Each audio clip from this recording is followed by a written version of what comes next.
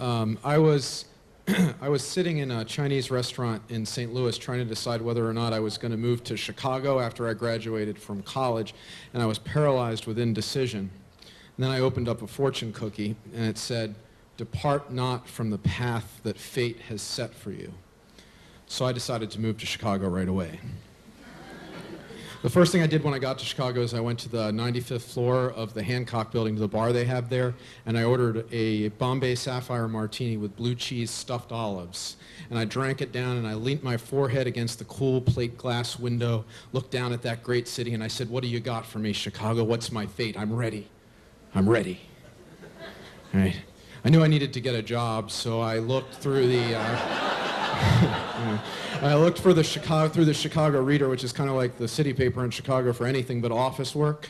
And then all of a sudden it hit me. There was this advertisement. It said, "Earn money taking phone calls in your own home. Call this number for more information." Oh, this was great. This is a perfect job for me. I can drink martinis while I do a job like this. So I called the number, and a message said, "Come to Ann Sather's Swedish Diner at 2 p.m. today for the telephone psychic training." I'd hit the jackpot. All right? So I got on the L, and I went to Ann Sather's restaurant, and there was a room above the dining area, and there was a bloated, sort of puffy, middle-aged man in a collared shirt providing the training. His name was Leon.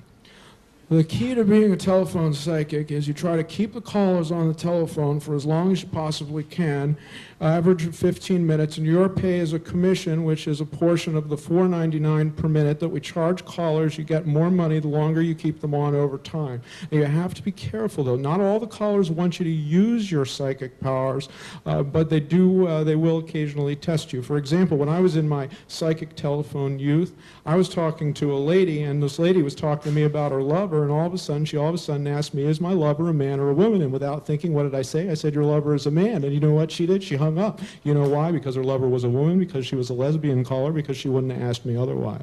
So you have to be careful. Always think. In a couple of months, I'm going to ask you, have you helped anybody? And you know what you can all say? You're going to all say, "Yes, I've helped somebody," because you're all in your own way. You're going to discover you're a little bit psychic, because we're all psychic. We're all psychic. We have intuition about things to come, and your job is to use your intuition. Just in case your intuition fails you, I recommend that you buy tarot cards with explanations on the back, and you can use those to fill in the dead space. Now, the price of tarot cards with explanations on the back was about the same as the cost of a bottle of gin. So on my limited budget, I opted to buy the bottle of gin, and I started drawing pictures of tarot cards, or at least what I imagined tarot cards might look like, and I developed a script for aura readings and past life regressions, the sort of things that I thought callers might want.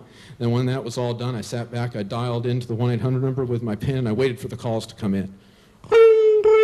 "Hello, welcome to the Telephone Psychic Network. Would you like a tarot card reading?" "No, man, actually, I want to know if I'm going to go to jail tomorrow after the trial." "Okay." "Did you commit the crime?" "Man, don't you know that? What do you think I am, psychic?" "Man, actually, I'm innocent, but why don't you tell me what's on that card?" "Okay, what I see on the card is a snake wrapped around a tree." Yeah, that makes sense, man. That makes sense. The snake is like the judicial system wrapped around the tree. It was me, and it's squeezing the life out of me, man. Yeah, that makes sense, man. That makes sense. Yes, it does make sense, doesn't it? It does. Yes, you know what else would make sense? You should wear a suit tomorrow to the trial. You should wear a suit, and here's one other thing. In your heart, no matter what happens tomorrow, you will be free, because you know that you're innocent of the crimes you'll be committed for. You're only as free, and always will be as free, as your imagination. The call went on for 45 minutes.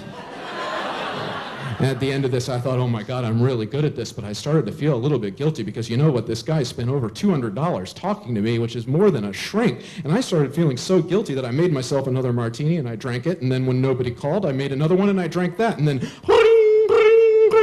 "Hello, welcome to the Telephone Psychic Network. Would you like an aura reading?" I realized I was starting to slur a bit. "No, actually, I want to know if I'm going to commit suicide." "Do you have plans for that this evening?" No, but I'm an alcoholic. I'm not drunk now. That's very good. I, on the other hand, was totally sauced. I'm afraid that my boyfriend's going to break up with me, and then I'm going to get drunk, and then I'm going to kill myself in a blackout. Will I? Your aura is unclear on that question. But I can tell you something very important. Alcohol can be very seductive. You can start drinking it and doing things you're ashamed of, things that are morally ambiguous. And I'm going to tell you this, don't drink tonight. Soar. Soar on the wings of sobriety. Thank you, I won't drink tonight because of you. The call was over. This was ridiculous. I was 22, I was drunk, and I was talking down an alcoholic from taking the first drink. I couldn't take this anymore. This was ridiculous. I needed to get out of this. Welcome to the Telephone Psychic Network. Can I give you past life regression? No, I just actually want to know what's going to happen next. So do I. No, I'm not psychic. Nobody on this line is psychic. Well, I'm not going to call back then. That was the end of that job.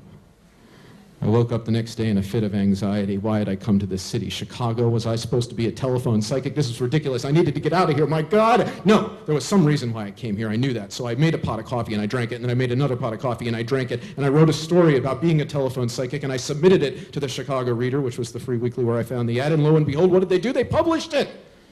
The cookie had been right! I was here to become a writer. I was a writer, and that's what I would do with my life. I would write. I would tell the truth about life as I saw it on the page. And then in a little bit, I got a job offer from a guy who was writing a book. I was going to be his editorial assistant. He offered me the job and the interview in his apartment, but all of a sudden afterwards, his face kind of got serious, and he said, Daniel, there's something I have to tell you about this job, given your current recent experience, and that is that the book that I'm writing, well, that book happens to be an astrology book. Well, I said, I guess that's what happens when you move to a city on advice of a fortune cookie. And I took the job, and with it, I took the next step forwards on the path that fate had set as I began to write about the stars. And it was kind of magnificent. Thank you.